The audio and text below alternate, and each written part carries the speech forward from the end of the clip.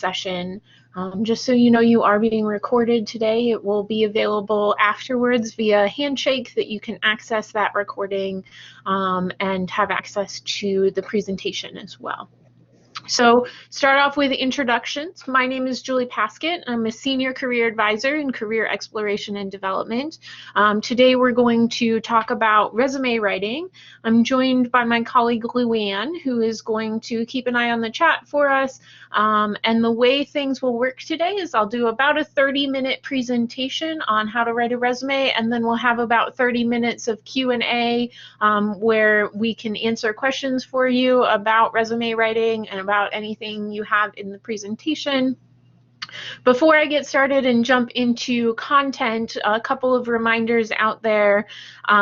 Please keep yourself muted just to reduce background noise. I know at this point we're all familiar with online presentations, but just throwing that out there. Again, we are recording, and this recording will be available afterwards to you, so you will have access to that via Handshake.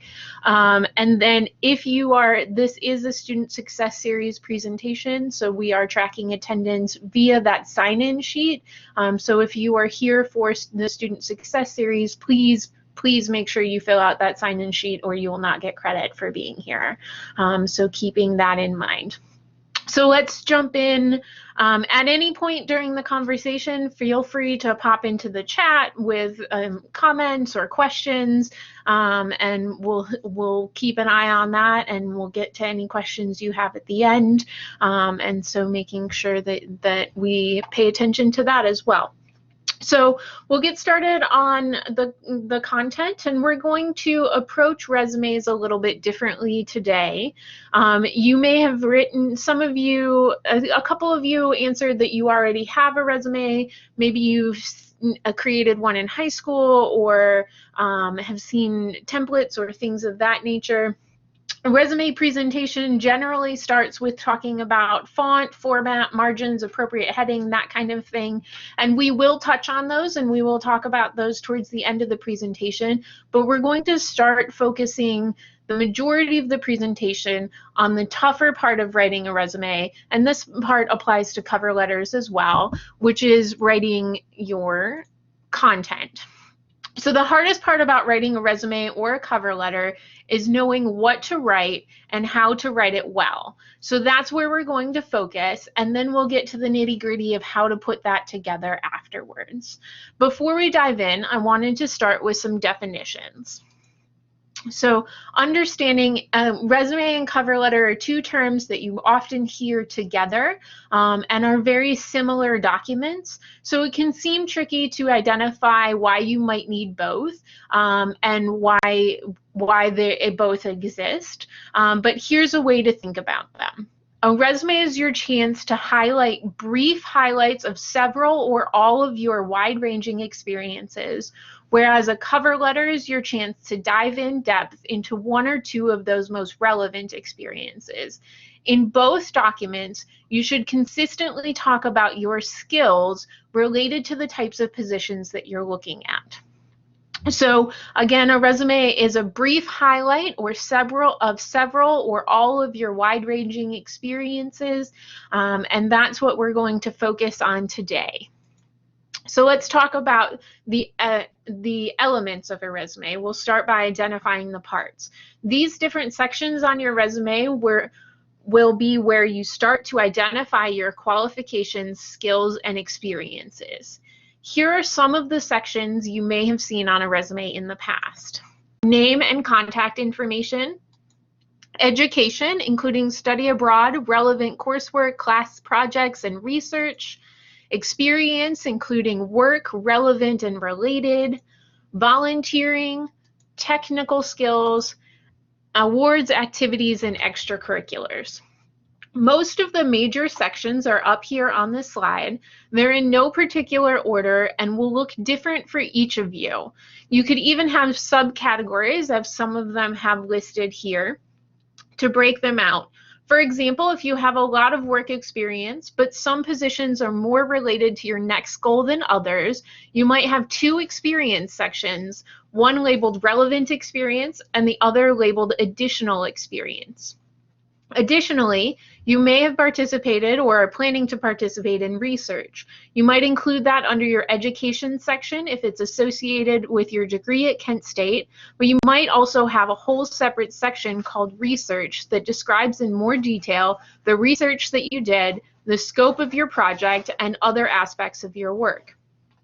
More important than which sections you choose to include on your resume are what skills you choose to talk about. So we're going to come back to these sections when we talk about how to put it all together in a resume, but first we're going to focus on what skills to talk about.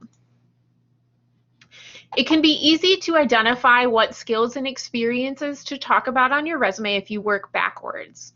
You may be headed to graduate school or into a career or thinking about part-time positions. I want you to take a few moments to think about the program you're going into, your dream career, a job you applied to in the past, or some other opportunity that's interesting you or would be a reason why you would write a resume. Pick anything that you have a clear picture of. Once you're picturing that opportunity in your mind, I want you to think about this. What is that program or position looking for in an applicant? What skills do they want applicants to possess? You would have seen these skills in the job description or possibly in the program application as part of an essay requirement. Think about your example and take some time to write down at least 5 different skills they're looking for. I'll give you a few moments.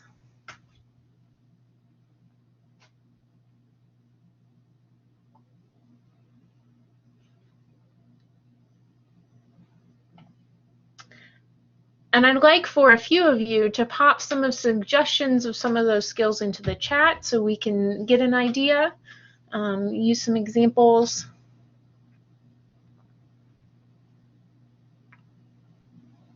Leader, absolutely, leadership skills. Thank you, Angela.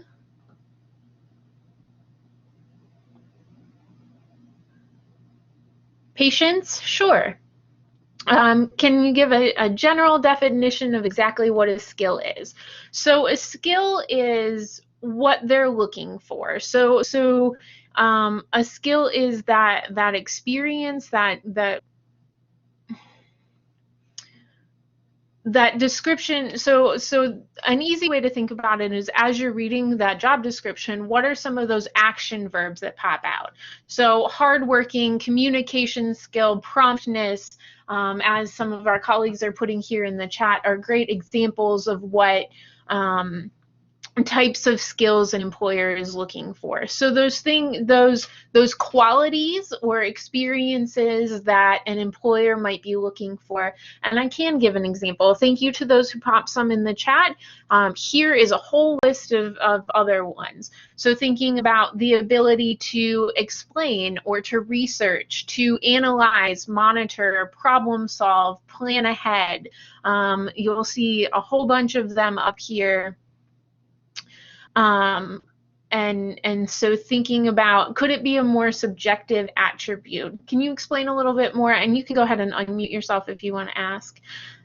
Absolutely. Luann commented in the chat that a skill is the ability to do something well or expertise. So you see some of them, some up here as well, skills. There's a ton of skills to consider. And depending on the position that you're applying for, the job or grad school program you have in mind, they're going to put focus on skills differently. I'll give you a couple more as you're thinking about your 5 there on your own. So in addition to those, the majority of employers also want to see career readiness skills highlighted, or competencies highlighted in a candidate's resume. So the National Association of Colleges and Employers, or NACE, has found in surveying hundreds of employers over a number of years that 8 common competencies most employers want to see are those listed here.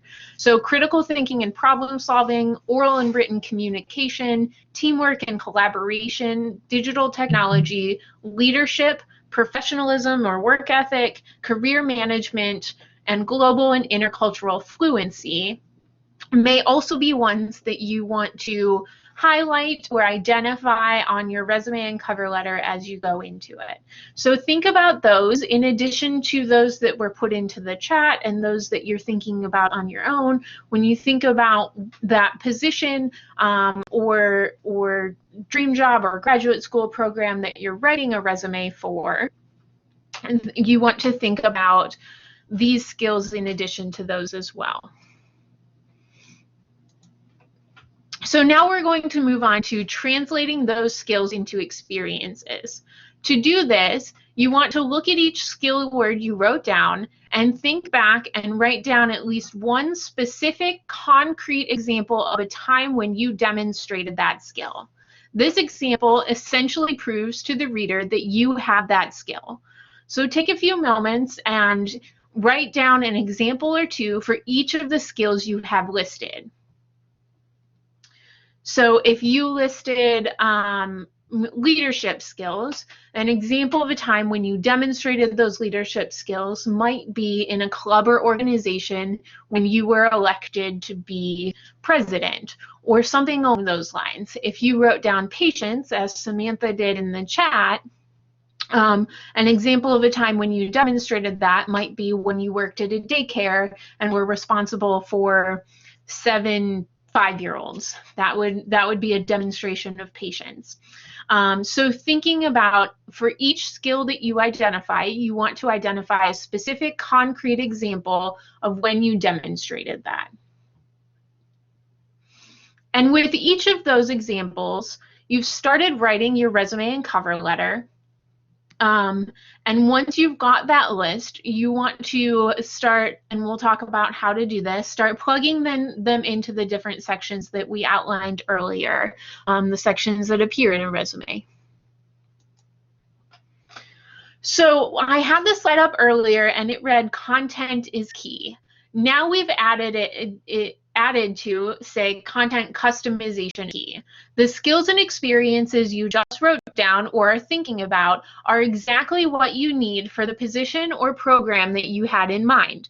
But most of you apply to more than one program and more than one job. If you applied to 7 different master's programs, all in marine biology, how many resumes do you think you will write? You want to, any suggestions can be popped into the chat. So 7 different master's programs, all in marine biology. How many resumes do you think you would have? Adriana says 7. Samantha says 1. So the answer is probably, as far as resumes, you will probably have just 1. If all of the programs are very similar and there's not a ton that distinguishes them, you can send the same resume to all of them. You may need to make minor adjustments. The difference is with cover letters and personal statements, you would have to, they might look similar, but you would, as Amani says, alter for each program. So for every program, you may have the same resume if they're the same marine biology program at different universities. Your resume would look very similar, but you would write an individual cover letter or personal statement for each of those. Highlighting different things that they're looking for. On the other hand, if you apply to 4 jobs in HR, one is an HR generalist, one is a payroll specialist, and the other 2 are training and development coordinators, you would probably write somewhere between 2 and 4 resumes, depending on which skills those descriptions, the position descriptions emphasize. They'll all likely highlight communication and relationship building skills, but some might might value processes and compliance, while others value presentation skills and facilitating. So the number of resumes and cover letters you write depends upon the skills and experiences that the positions you're applying to are looking for. If you're applying to a number of different positions that all have very similar job descriptions, you're probably only going to write 1 resume. If you're applying to different positions that value and emphasize different skills and experiences, you'll write multiple resumes to accommodate that. And Angela asks in the chat, should you ever leave information off of your resume if there's no way for it to be relevant to the position you're applying for?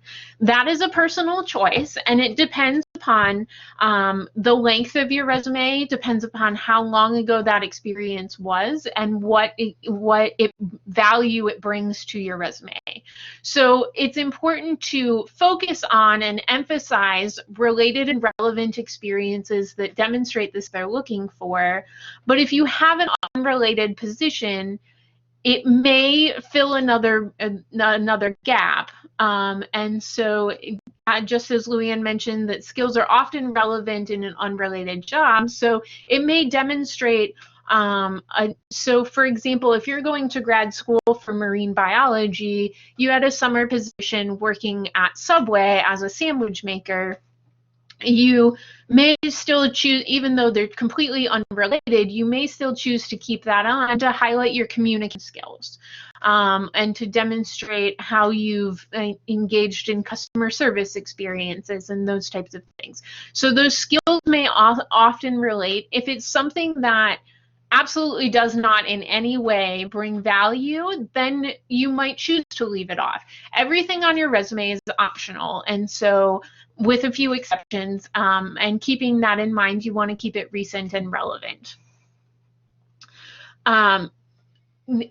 Customizing your cover letter and resume based on the position you are applying for will significantly tip the scales in your favor when you're job searching, and will give you an advantage over other candidates who do not. So that's why we're focusing on this today. So knowing what skills and experiences to talk about resume and cover letter is tough. But the most difficult part is describing those skills and experiences. So let's look at an example. So take a moment to read these examples up here.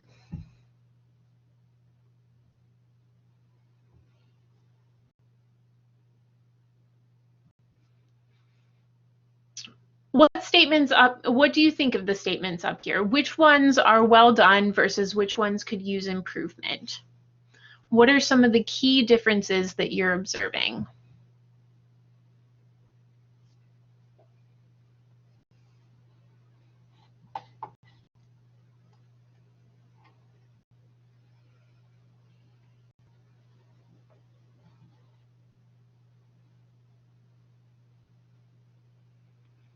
Some are broad and others are much more descriptive. Absolutely. Details, more specific statements, a better statement sound.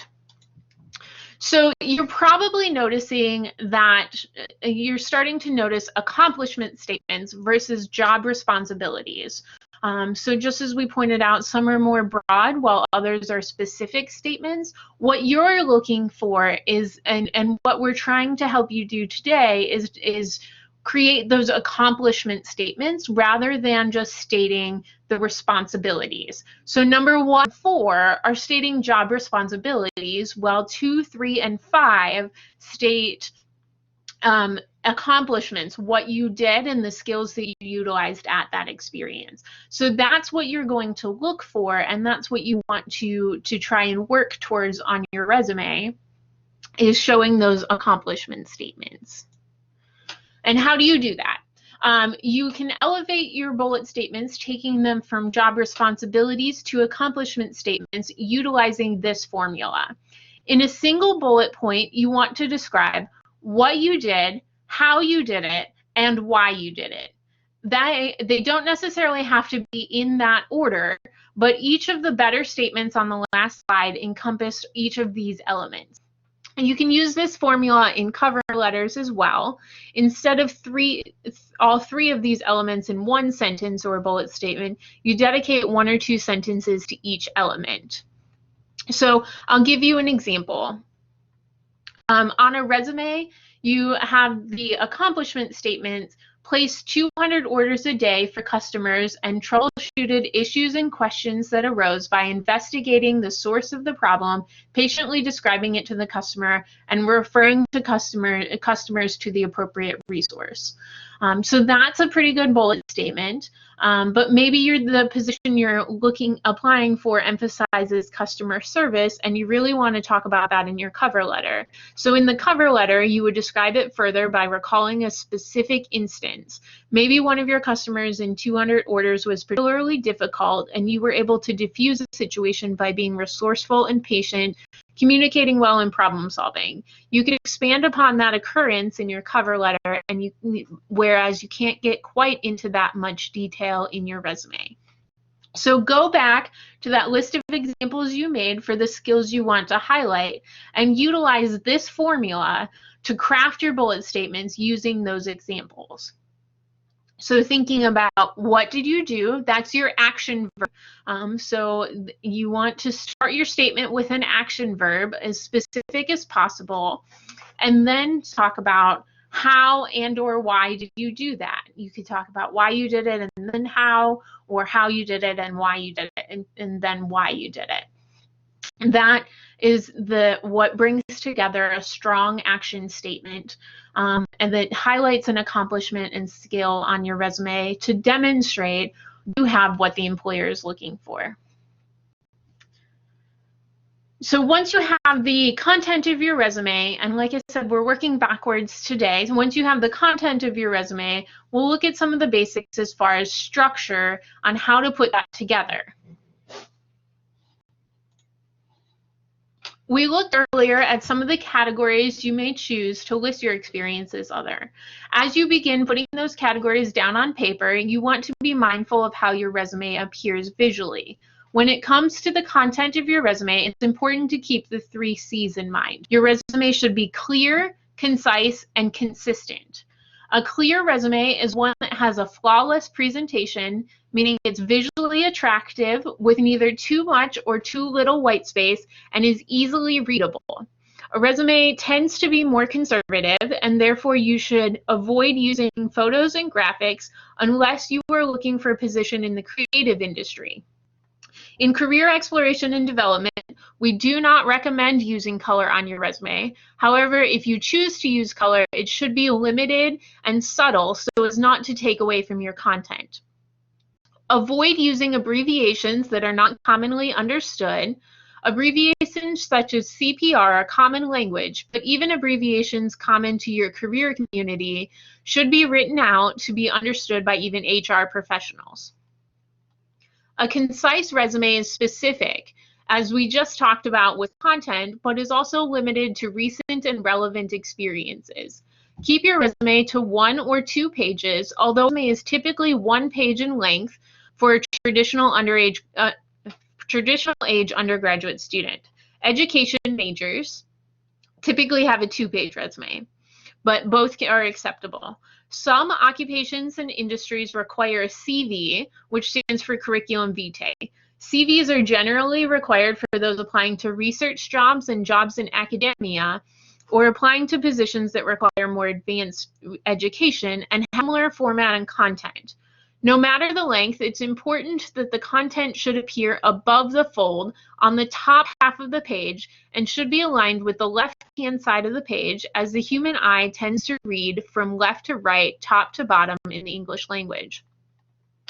A consistent resume has the same formatting throughout. Double-check your action statements to make sure that they either all have periods at the end or none of them do. Pay attention to headers and spacing between sections to make sure that consistency is carried throughout. Using all past tense verbs in your action statements will keep a consistent tone. Although you should also be sure to avoid personal pronouns even in the objective. The ideal font size is between 10 and 12. While resumes are written using bullet statements or in paragraph format, and both are acceptable, bullets are preferred because they're easier to read in the 6 to 30-second time frame, which is the average amount of time that a hiring manager takes to review a resume. Finally, we recommend not using a template because they are hard to edit, categories are frequently found in incorrect locations, and they are common, so it makes it difficult for students to stand out. A final basic resume would end up looking something like this.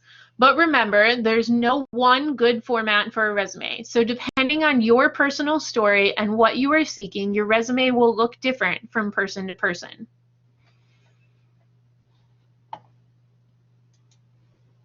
Here's another example, this time of an education resume. So this section highlights student teaching and field experience as the majority of the resume with detailed and concise statements, whereas the previous did not have that student teaching and field experience, just to show a couple of different formats there.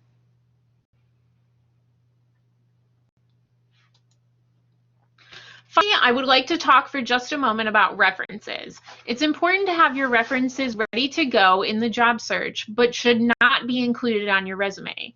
Nor should you include references available upon request, as this is an expectation and does not need to be stated explicitly. References are a separate attachment to your resume and cover letter, which include all the necessary information on this slide for each reference. References can be the same people who write you letters of recommendation, but do not need to be. Remember that references should be a professional relationship. So great examples are supervisors from previous or current jobs, advisors that you have a strong relationship with, or your professors. Choose people who can speak to your work ethic and the skills and those who have given you explicit permission to use as a reference. So be sure that you're asking references for permission to use them. You may choose to send your references with every resume, or you may be asked to send them, or you may choose to wait until later in the application process to provide them. At this point, we have come to the end of the presentation, and we will open it up for questions. We additionally offer drop-in hours, and I will pull up the schedule for that. So 4 days a week, Monday through Thursday, you can have your resume reviewed by a career exploration and development professional and ask questions at that point as well. But at this time, we'll open it up for questions from you all. And Luann has dropped a feedback form, so please take a moment to fill that out as well today, just to let us know how today's session went and if we have any questions before you leave. But I'm happy to answer your questions you have about resume writing, about content to include on there.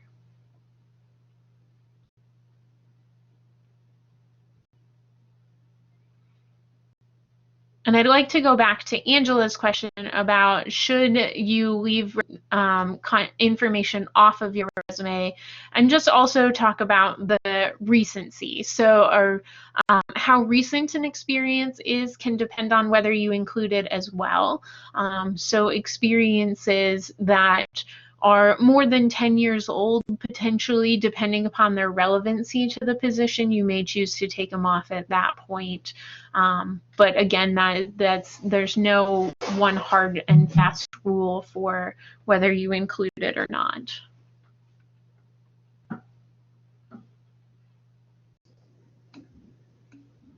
I have a question, if I can ask verbally, please.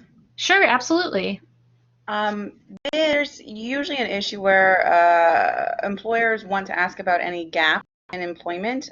If you had quit a job and, say, traveled for several months before finding employment again, is traveling an experience that you can include on your resume, and how would you do that? So gaps on resume are something that, depending upon how long it was and what it was for, you may need to explain. So typically, the general rule that I'm familiar with is about 6 months. If you have a gap longer than 6 months, you do want to put something on your resume to explain that gap. If it's less than 6 months, it's usually not going to be, because 6 months is the average time frame for a job search takes about 6 months. So that's why that number, at least that's what I'm familiar with. So if you took more than a 6-month gap to travel, you might put something on your resume that just said, might put a traveled for personal and professional development on your resume there to explain that gap if it was more than 6 months. But less than 6 months, you really don't have to explain it on your resume. That's something you could bring up in an interview at a later point. Okay, thank you.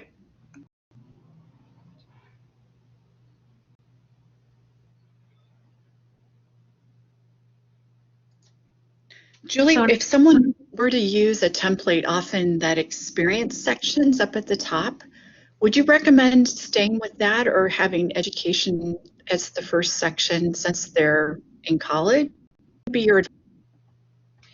Yeah, so we recommend for students, so the order in which there's no standard, the only standard for a resume is that the thing that should be at the very top is your contact information.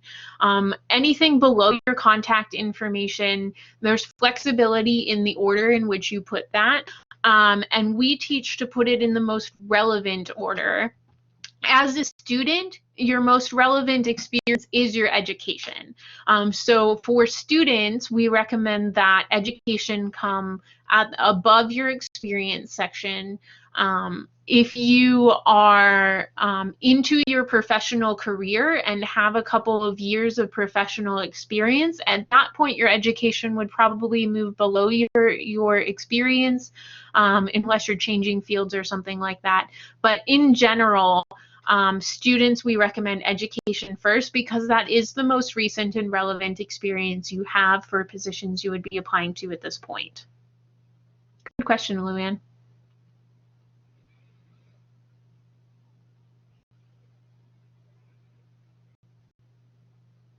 Which is another reason Luann mentioned that's typically how it appears on templates. Another reason why templates are difficult to use, it can be very hard to change that. And so another reason we recommend not utilizing a template.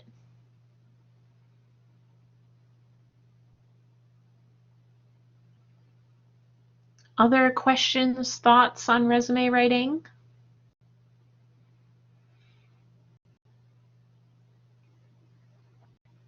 Aaron asks, what is relevant to list under high school? Being a few years into college, I find it difficult to pick and choose what is still relevant to talk about.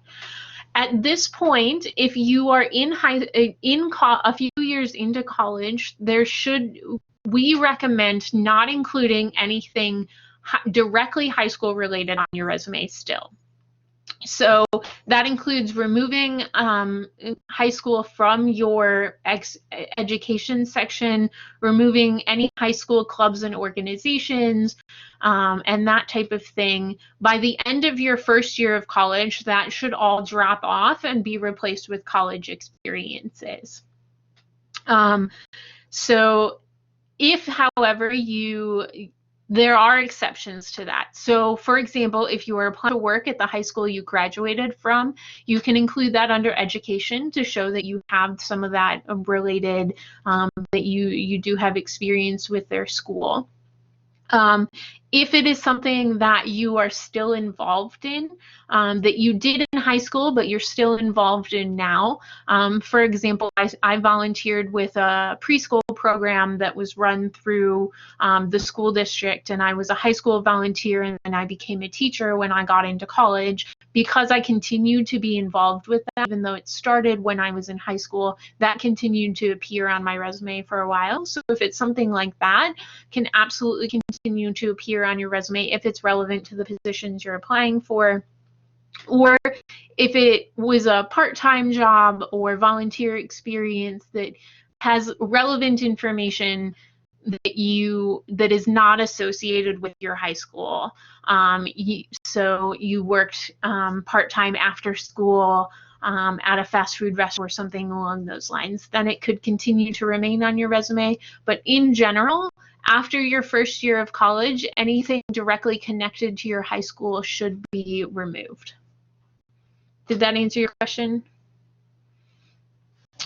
So the only thing under your education would be your university status, yes.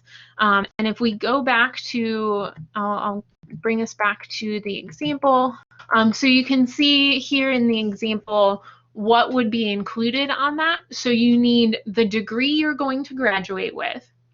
So it's a Bachelor of Science or a Bachelor of Science in Education or a Bachelor of Arts or a Bachelor of Fine Arts, depending upon that specific degree. And you can find that on your flashline if you're not sure what that is. It's different than your major.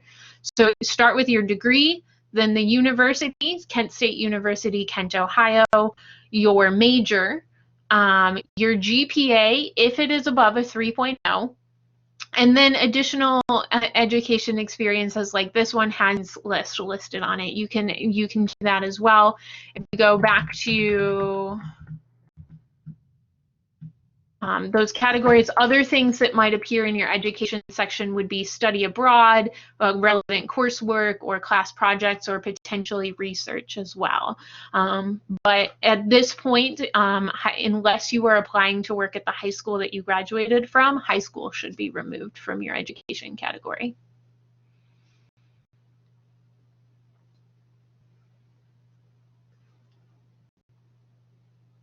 Yep, absolutely. Happy to help out with that, Erin. Any other questions? Verbally. Sure, absolutely. So I think I'm in a bit of a strange situation where I took a fair amount of dual credit and AP courses in high school, and I'm in my freshman year of college, or I'm in my first semester of college, but I'm taking one junior level course related to the field I want to work in. And they're hiring for internships out to next summer in this fall currently, so I was wondering if you have any recommendations as far as what to put on a resume to make it attractive, considering they're searching this early. I don't really have anything to show in college yet because I don't have a GPA at the moment. So at that point, I might recommend a relevant coursework section might be helpful to list out that course that you're currently in. And that I would be more likely to address that. You could put in a relevant coursework section and list the major specific courses that you're in, just so they see you have some of that relevant experience. I would suggest also that you address that in your cover letter as well. So always recommend writing a cover letter, and in your letter be very specific in address and say, I am currently a first-year student at Kent State, but I have junior or sophomore junior level status, having taken a number of courses in high school, and this is why I'm qualified for that position. Luann, do you have other thoughts on that? Yeah, so with that situation, the thing that can also be tricky is they might be reading the description of that internship. They may say they want someone that's a sophomore or junior status, which you have, but at the same time, they're assuming that sophomore or junior status is that you are that far along in the coursework for that major. So I would read that description really closely to understand. There's usually a reason why they want you to be, say, a junior. It's don't want to teach you the basics of whatever that is. I'll give you an example: accounting. Typically, you aren't able to do an accounting internship till you've had the basics accounting courses and beyond a bit. So even though you might qualify by your class standing, you really may not be qualified yet because you haven't yet taken the courses. And you'll know that probably when you read the description, or if you apply and you have the conversation with them, they'll ask you, because they'll assume you have those courses and may assume you know knowledge and throw you in, and you'll feel a little overwhelmed. Does that make sense? Yes, it does, but I think one more thing I would like to add. I'm planning to take the courses so I have the basics and maybe a little intermediate knowledge by the time I was to do the internship, because it's the summer of 2021, but they're already interviewing people now in the fall of 2020, so I don't necessarily know if it's appropriate to put prospective courses onto a resume. Typically not. Yeah, typically you would not put perspective courses. Again, that is something you could address in a cover letter. However, you could address in your cover letter, this is what I have taken and will be taking by the time this internship takes place. Thank you. Absolutely. Dale, do you mind sharing the career field? It's actuarial mathematics. I mean, it's kind of a niche field, but yeah. It is, and they're going to want you to have that coursework. Okay. On the track to be able to qualify for it, but they're just. I mean, you can apply and see. I'm sorry, go ahead. I was just saying, like, I can theoretically have an entry-level job would be, but they're just doing it so early I haven't had time to complete it. And why I asked Dale is the financial related fields do recruit about 6 months or a year in advance. And I mean, you could go ahead and apply and see how it goes, but they're going to want you to have that knowledge.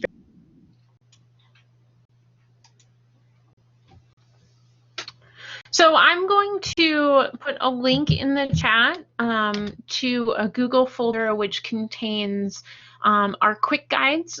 So there's one in there on basics, on where to start if you don't have a resume already, a lot of what we talked about, and then there's an advanced resume guide in there that will help you tailor a resume specifically to a job description. There's also a resume rubric in there that's utilized by our staff in training and in assessing resumes. So you can see kind of how career exploration and development assesses a resume and sees what we look for in that. And so you can utilize that on your own resume as well. Those resources, and feel free to download those resources. They're also available on our website, but we put them into a Google folder just so it was a little bit easier to access, that you can download them from there.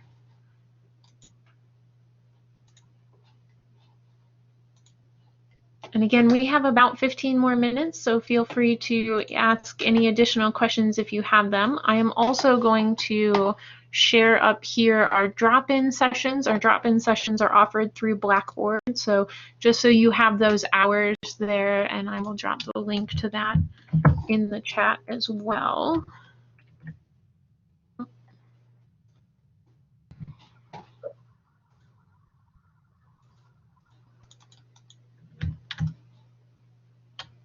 Maybe.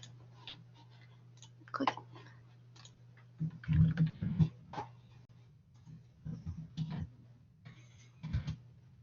So as you can see here, we offer drop-ins twice a day, 4 days a week, and all you have to do is come to this site and then click the join the session button to have access to that, to have someone directly review your resume and to assist you in questions you might have specific to your own resume and writing that as well.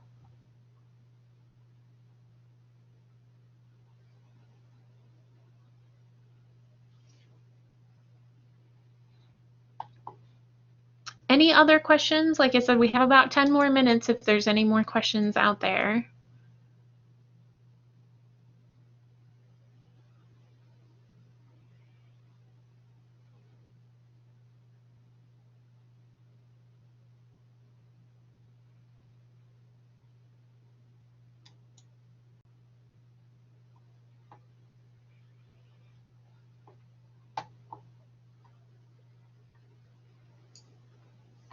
Julie, Well, go ahead. No, go ahead, Luann. I was just going to ask, from your experience, if there's any particular common don't do this kinds of things that you've seen on resumes that just tend to happen a lot? Sure. So two things. One, and we tend to see this more with students who are international students or students who have been abroad, that type of thing, is personal information. So things like interest and hobbies, marital status, and those types of things in the United States should not appear on your resume. but are very common to appear on international resumes. So that's one that we see a lot and talk through a lot. Was in the United States, you do not want to include personal information like marital status or birthday or hobbies and interest on a resume. That's one we see fairly commonly. We also fairly commonly see photos and graphics on resume, and again, we recommend not including that on your resume at that point. Those are two fairly common mistakes. And then, as we talked about earlier, high school experience we see quite a bit, and we do recommend removing that at this point.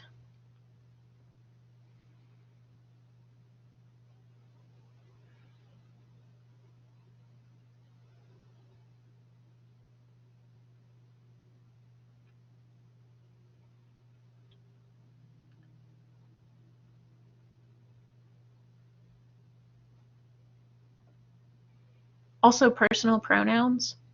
Your resume, including in your objectives, should not have personal pronouns on it. So we see that sometimes as well.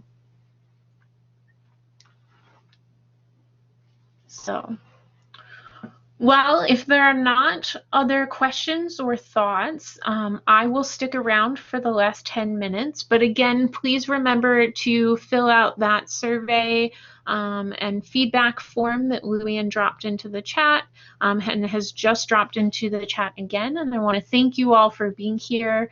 If you have additional questions, I'm happy. I will remain here. But at this point, that's what we had for today. So thank you for coming. Thanks, Julie.